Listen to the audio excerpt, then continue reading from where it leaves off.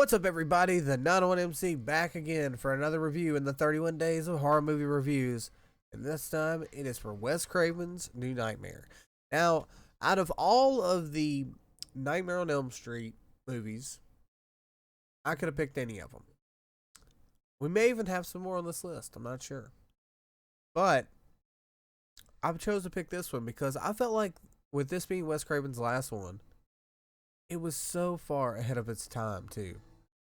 The being in reality but not being in reality, and the way that Freddy is redesigned but not really Freddy. He's an entity that lived inside of Freddy.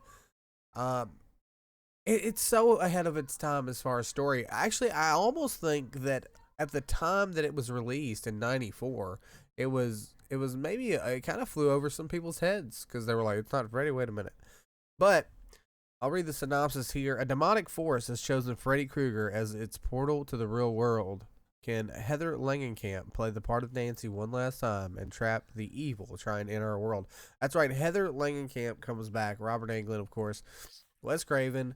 And they play themselves. And I thought they all did an awesome job just playing themselves. Love seeing Robert Englund as himself. You know, it was very cool. But then also, you see him as Freddy, or the demonic force that takes over Freddy. I tell you, the one star of the show, Miko Hughes, the little boy, Dylan. You can still find him on TikTok now. As far as I know, there's a scene in a playground. They actually let him keep the big rocket that he stands on top of. You'll see that if you see the movie. With movies this old, there's light spoilers in it.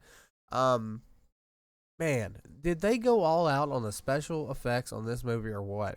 Near the end, there's a part where Freddy tries to swallow the kid whole, and his whole head stretches out. There's also a new glove in this movie, a very silver metallic glove that at the very beginning comes to life, does the Cousin It thing, and Cousin It? No, the thing. I'm getting all my Addams Family characters mixed up. The thing and runs across and stabs people. It's very cool.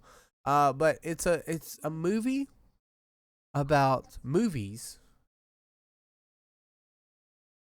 but in the real life. It's such a weird like meta that it's so crazy that all this stuff. It's awesome. Wes Craven knocked it out of the park with his last one, and it's sad that it's his last one, and we'll never get another one from him as he passed away. But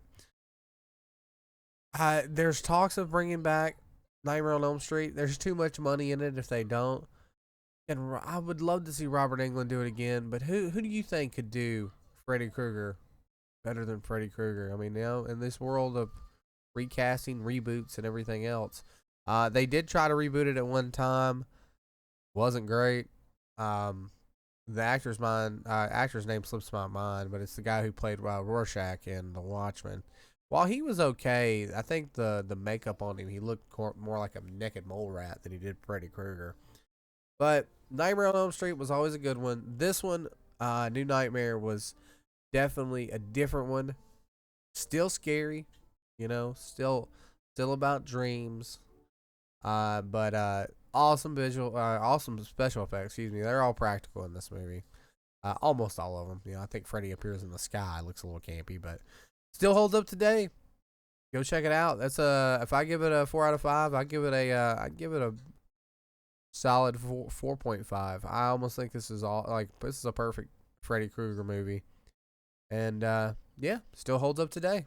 That's been another review in the 31 Days of Horror. Make sure to like, share, and subscribe. Let me know which one of the Nightmare on Elm Streets is your favorite. We may review it in this list. We do have a full list of 31 horror movies. We've already done one with Laid to Rest. This is number 2. There's many more to come. I do have the list, but if someone in the comments convinces me to watch a Nightmare on Elm Street, we may do that. I may have said Friday the 13th sometimes in this. I mix them up so much. Like, I know the differences, but it's always like the titles, you know. But I do love both franchises. This was a really good one that ended the franchise off. Freddy did appear in Freddy vs. Jason, which is really cool. But this was the last true Nightmare movie, and it's not even canon. It's not even like really in the universe. But It was awesome. Go check it out. And come on back for more movie reviews, TV reviews, and trailer reactions. I'll see you guys soon.